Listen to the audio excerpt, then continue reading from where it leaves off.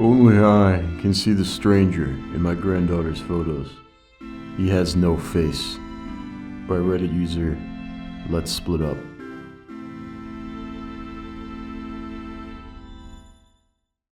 I do not know who to tell this story to. Nobody will believe me. I would not believe it myself if it had not happened to me and my family.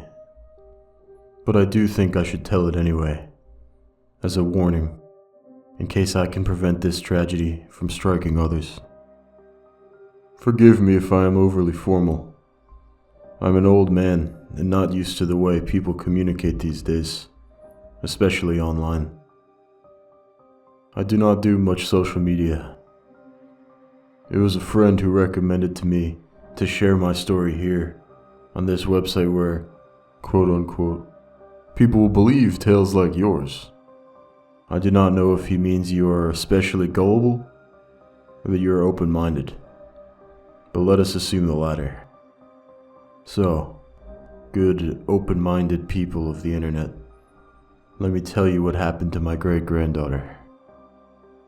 It began 3 weeks ago. We have a habit, little Celia and I. Had a habit. During the summer, she stays with her grandparents, who live right up the lane. And so, in the afternoons, she always comes over for milk and cookies, while I have tea, and she tells me stories about her day. Most of these stories involve her stuffed animals. She was, a very imaginative child. Of course, a lot of her stories involve the characters on her iPad too. She plays a game with animal people, all living in a little town. They do things like go shopping and plant gardens. She is very attentive to her video game garden, and refuses to come out with me to tend the real garden with the strawberries I grow for her. A shame how addicted the children are these days. She tried to teach me to play, but I just can't get the appeal. In any case, one day she was telling me a story about some characters, either from the game or her imagination, when she suddenly asked me if I'd ever met the Faceless Man. I assumed he was a character from her game. He sounds rather scary, I said. He is scary, she told me. I wish you would go away. I asked her more about this Faceless Man, but she did not seem inclined to discuss him. The next time he came up was when we were out for ice cream. As we stood in line, she suddenly peered quite hard at the tall man in a suit standing outside a nearby store. I asked her what was wrong, and then the man turned and pulled sunglasses over his eyes, and her posture relaxed.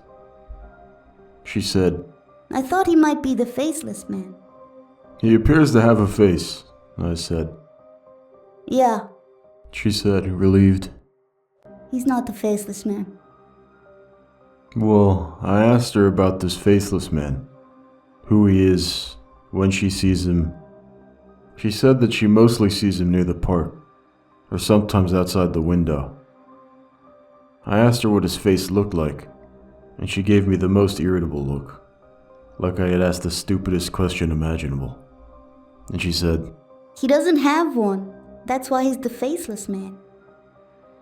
Well then, what does he have instead of a face? I asked. Is his head a pumpkin, like in Sleepy Hollow? In what? She asked, making me feel quite old and out of touch. I started explaining, but then she got impatient and looked it up on her little device and said, Oh, the pumpkin has a face, Grandpa Vern. The Faceless Man doesn't have any face, not a pumpkin or anything else. Well, he must have something, I said, trying to imagine. Is it just skin with no features? No. She was becoming quite cross. That would be almost like a doll with the face rubbed off or something. He's the Faceless Man because he has no face. So what's where his face should be then? She made a frustrated sound in her throat. Maybe you should ask him yourself. Why don't you talk to him? Well, where do I find him? He's standing behind you. This sent chills down my spine. I turned and looked around, but there was no one. Absolutely no one. Little Celia had gone back to her game. She told me not to bother her. Well, I decided this faceless man was imaginary, like so many of her other made-up animal friends or her video game friends who became her make-believe companions during the 4 weeks of summer that she was stuck with us old people. I could not have been more deadly, tragically wrong.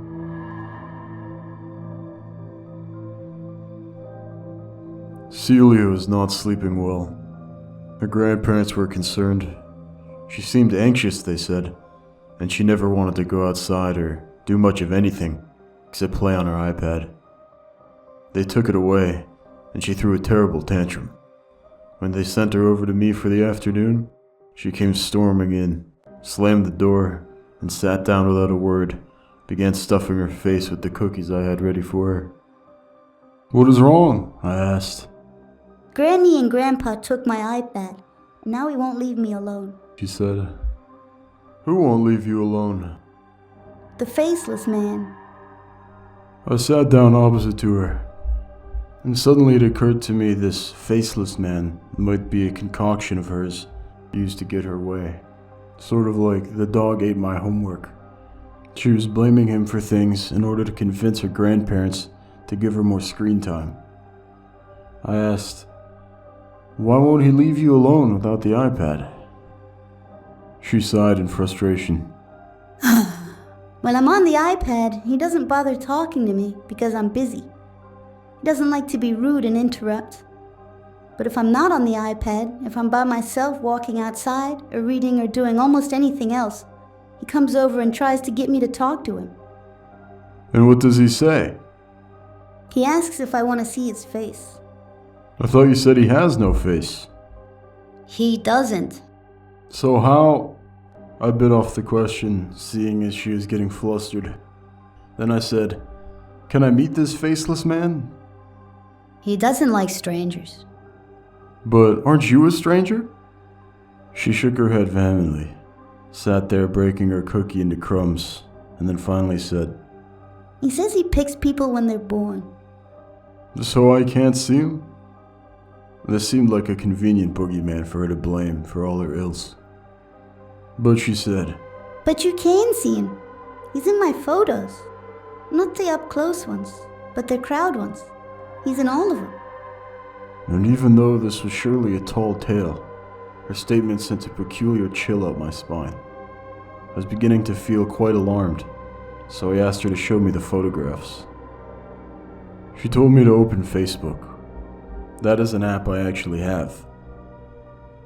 And I pulled up my account on my phone, pleased to be included in her little corner of social media, until she shot me down by telling me that she doesn't even have Facebook, that I would have to look at her mother's account because I don't have Snapchat or Insta or TikTok.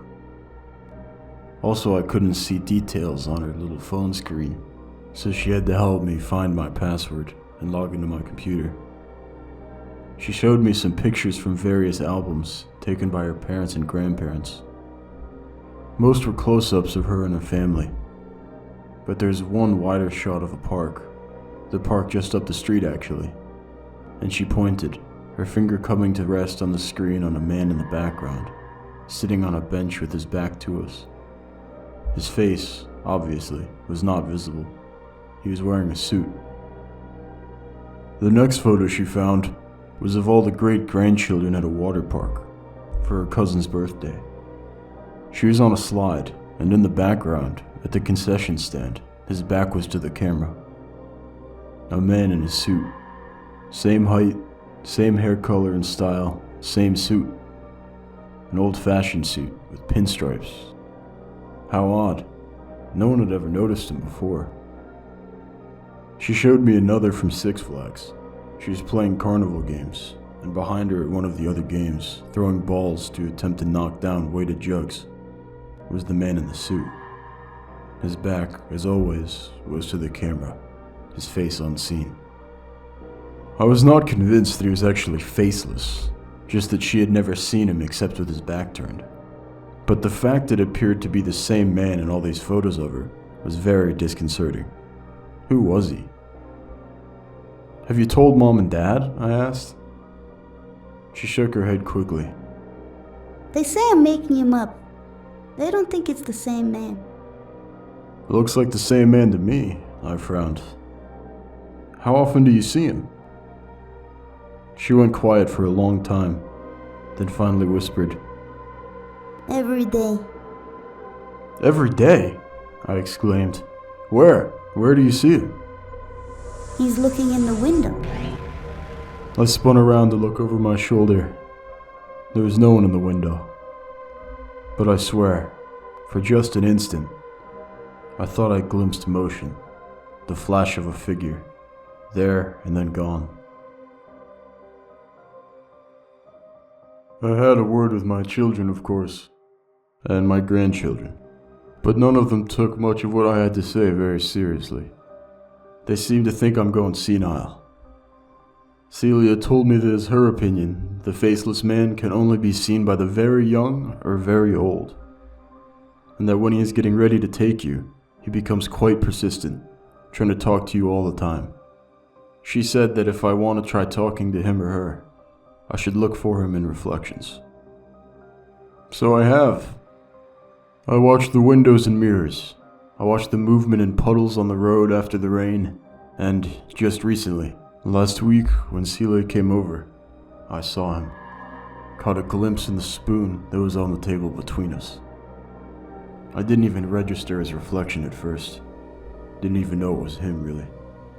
Until he shifted slightly, and I looked and realized there was a figure there. I glanced up and he was gone. And when I looked at the reflection again, he wasn't there. But I got better at seeing him after that. He only appeared when my great-granddaughter was over in the afternoons. I took her for walks because it was easier to catch him that way. And it felt like I was running out of time. Celia was irritable all the time now. She barely spoke to me. Her parents told me they were going to take her home early from her month's stay with her grandparents and me. I hoped this meant that the faceless man would leave her alone, but I didn't know. And so I was desperate to meet with him before she left. And 3 days ago, it finally happened. She was waiting in line for ice cream, and I looked in a puddle and saw his reflection, standing there next to me. I looked up and there he was, in the flesh. He was watching her, his head turned so that I could not see his face, only his pinstriped suit and polished shoes and gleaming oiled hair. "Oh," I said, "you're him." Do you want to see my face? He asked. His voice was strong, surprisingly clear, and even pleasant. Nothing ghostly or unusual about him at all. He must have been a perfectly ordinary man, an ordinary man who was stalking my great-granddaughter. I snorted at him and stepped closer, because while I may be a very old man, I was at one time in the Navy, and I still remembered how to throw a punch, or take one if need be. And anyway, I was not worried of what might happen to me, so I grabbed his shoulder. "Now see here," I began. But when I turned him to face me, there was no face, only the back of his head.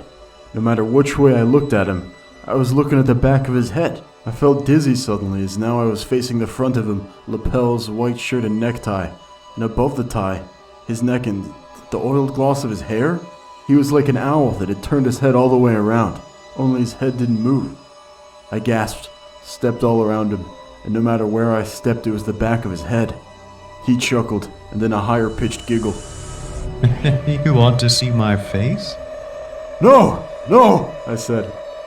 He was laughing. My legs buckled. I think I fainted. When I came to, Celia was beside me. So were staff from the ice cream shop, an ambulance. My children and her grandparents arrived soon after. Everyone very concerned for me, but my biggest worry, as the paramedics looked me over, was that in the crowd, among the shoppers, I could now see him, just standing there, right outside a shop door, his head turned, as always, away from me, even though his torso was now slightly facing towards me, as if he were watching me. Celia's gaze followed mine, and she gripped my hand and squeezed. What did you tell him? She asked. I told him no, I said to her. Celia's grandparents put her on a plane back to Vermont the very next day. Her parents picked her up. She was very glad to be reunited with them, and told me over Messenger that she was very happy to be home and felt much better. Her messages were very positive for a while. But then, just this morning, she sent me a message that was very frantic. It was not a very coherent message. She kept saying she made a mistake. I asked what she meant, and she told me that the first time the faceless man spoke to her, he asked if she wanted to see his face. She said, Sure, I guess.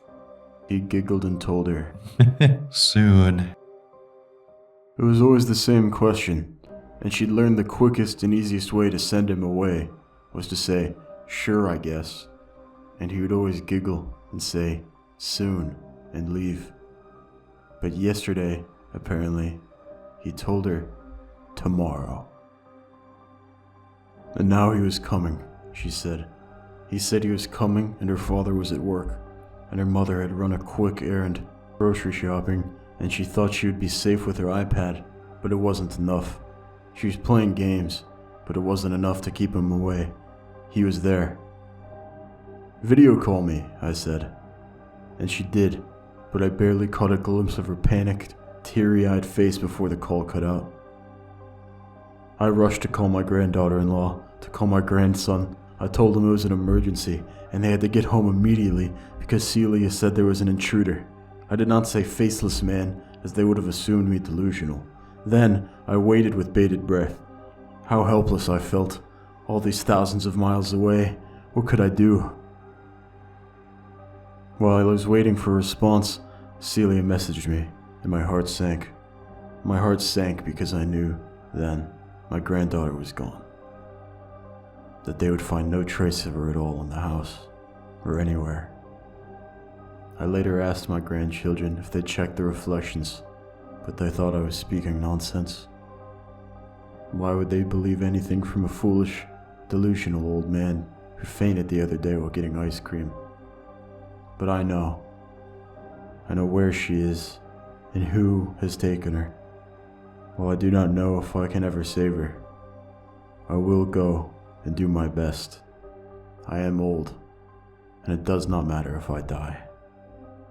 Shortly after the video call cut out, this is what she sent me. Grandpa Vern, would you like to see my face?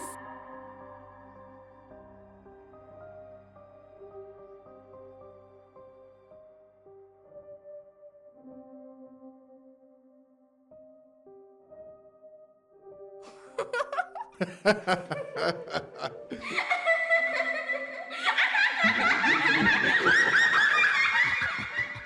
ha!